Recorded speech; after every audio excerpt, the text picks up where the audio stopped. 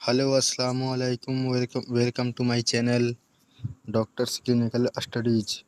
तो आज master the OPD case number 4 है और केस का नाम है टॉन्सिलोफेरेंजाइटिस। तो इसमें हम सिखाते हैं कि इस चैनल पर हम सिखाते हैं कि जो हमारा कॉमन केसेस होते हैं ओपीडी के अंदर उसका ट्रीटमेंट सिखाते हैं, उसका सिम्टम साइंस और उसका हिस्ट्री लेना सिखाते हैं। तो आप लोग अगर इंटरेस्टेड हैं तो आप लोग वीडियो में बने रहिए। तो आइए स्टार्ट करते हैं केस को। हमारा केस का नाम है टॉन्सिलोफेरेंजाइटिस। तो आइए थोड़ा देख लेते हैं। तो टॉन्सिल्स बेसिकली होते क्या हैं कि वो हमारा फर्स्ट लाइन इम्यून सिस्टम होते हैं। तो टॉन्सिल बेसिकली होते क्या हैं? टॉन्सिल लिम्फेटिक टिश्यू होते हैं जो हमारा फर्स्ट लाइन डिफेंस सिस्टम होता है। जैसे कि अगर हम लोग ऑक्सीजन इनहेल करते हैं, उसमें अगर कोई बैक्टीरिया या फंगस या वायरस कुछ भी हो, बैक्टीरिया वायरस कुछ भी हो, ये जो टॉन्सिल हमारे होते हैं वो रोक लेते हैं। ये हमारा फर्स्ट लाइन डिफेंस सिस्टम है। इसके बाद आप यहाँ देखें तो यहाँ बहुत तरह के टॉन्सिल्स है, जैसे कि ये फ्रेंजल टॉन्सिल्स है, ये पैलेटाइन टॉन्सिल है, और ये आपका ट्यूबल टॉन्सिल है, और ये आपका लिंगुअल टॉन्सिल है। तो ये आपको यहाँ पर दिख रहे हैं डिफरेंस टाइप के टॉन्सिल्स। उसकी तरह ये एरिया जो है ये नेजोफेरिंग्स है। उसके बाद ये जो ऊपर का एरिया है ये ओरोफेरिंग्स है। तो फेरिंग्स में अगर इन्फ्लेमेशन हो जाता है किसी कारण से, किसी बैक्टीरिया की वजह से, तो किसी इन्फेक्शन के कारण से अगर इन्फ्लेमेशन हो जाता है इस जगह पर, तो इसे कहते हैं फेरेंजाइटिस।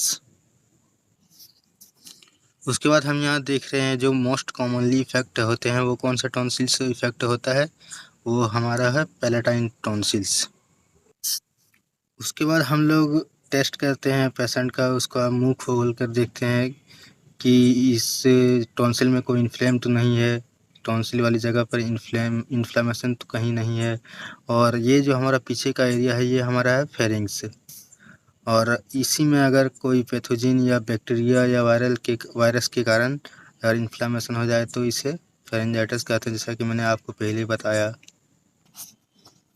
इसके अलावा अगर टॉन्सिल और फेरिंग्स में दोनों जगह अगर इन्फ्लेमेशन हो जाए तो इसे हम लोग टॉन्सिलोफेरेंजाइटिस बोलते हैं।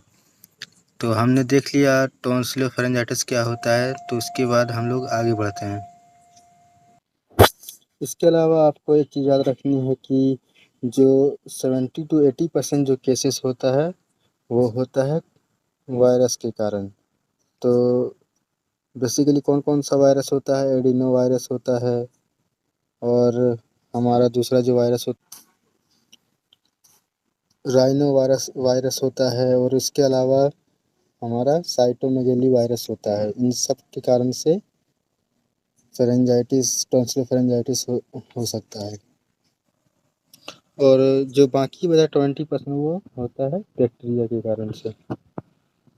और अक्सर हम लोग हमारे हाँ, हम लोगों की क्लिनिक पर क्या होता है, बैक्टीरिया का ट्रीटमेंट दे रहे होते हैं, लेकिन ऐसा नहीं करना चाहिए, क्योंकि अगर वायरस के कारण हुआ तो सिर्फ एंटीबायोटिक देख के फिर उसमें फ़ायदा क्या होगा? कोई फ़ायदा नहीं है। तो अगर वायरल के कारण हो रहा है तो उसको हम लोग सिम्टोमेटिक ट्रीटमेंट दे के छोड़ देंगे, क्योंकि वो एक दिन में खुद ही ठीक हो जाएगा वो।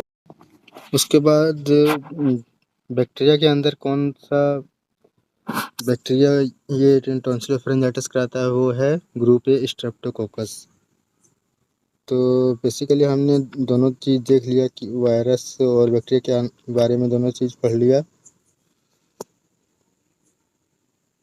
बैक्टीरिया और वायरस दोनों के बारे में जान लिया, तो चलिए फिर हम लोग अपना केस को स्टार्ट करते हैं।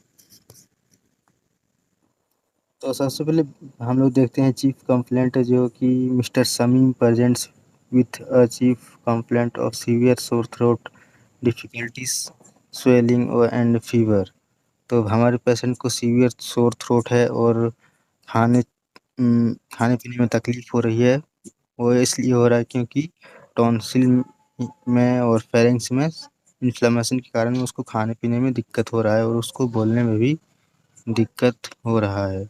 इसके अलावा उसको फ़ीवर भी है।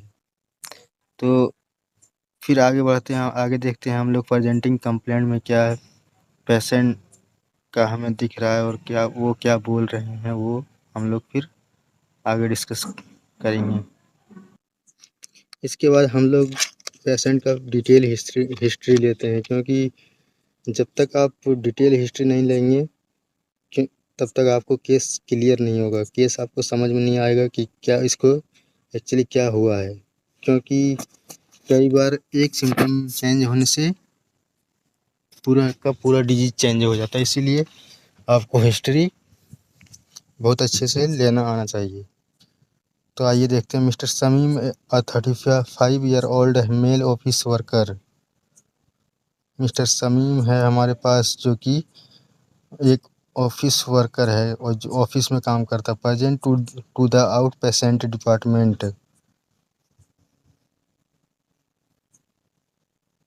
with a 3 days history of progressively worsening sore throat। तो हमारे पेशेंट को 3 दिन से बहुत ही ज़्यादा सोर थ्रोट हो रहा है और इसके अलावा एक complaint by difficulty swallowing and fever, और इसको खाने-पीने निगलने में दिक्कत हो रही है और उसको फीवर भी है। He described the sore throats as sharp and constant।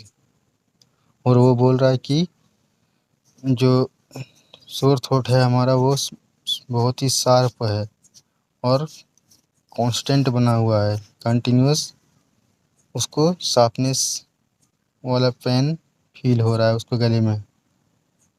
exacerbated by swelling and rates the pain as out of 10 on the pain scale। उसके बाद हमने पेशेंट से पूछा कि अगर हम लोग पेन को जो हाईएस्ट स्केल रखते हैं हम लोग 10 रखते हैं, तो उससे पूछते हैं, पेशेंट से पूछा कि आपका 10 में से कितना आपको पेन हो रहा है। तो हमारा पेशेंट बोल रहा है कि 8 आउट ऑफ 10, मतलब 10 में से 8 देते हैं मार्क्स की इतना ज़्यादा पेन है, मतलब कि हमारे पेशेंट को बहुत ज़्यादा पेन हो रहा था। He reports associated symptoms of fatigue, malaise and decreased appetite due to pain and swelling। तो हमारे पेशेंट को ठीक से ना खा पाने की वजह से उसको फटीग हो रहा, थकान हो रहा है, क्योंकि एनर्जी डाउन है, तो एनर्जी डाउन की वजह से उसको थकान और कमज़ोरी हो रही है। मिस्टर शमीम डिनाइज से any recent upper respiratory tract infection. और हमने पूछा कि आपको पहले कभी कोई ऐसी दिक्कत हुआ था, तो उसने बोला कि हिस्ट्री ऑफ टॉन्सिलाइटिस और exposure to individuals with similar symptoms. उसने बोला कि एक्सपोज हुआ था मैं किसी ऐसे आदमी से जिसको ये चीज़ हुआ था। तो यहाँ से हमको पता चलता है कि इसको किसी के ड्रॉपलेट के ज़रिए, जो किसी दूसरे आदमी को जो हुआ था ये डिजीज़, उस डिजीज़ को वो ड्रॉपलेट के थ्रू इनहेल कर लिया उस बैक्टीरिया को, उसके बाद इसको भी ये डिजीज़ हो गया, टॉन्सिलोफारिंजाइटिस वाला।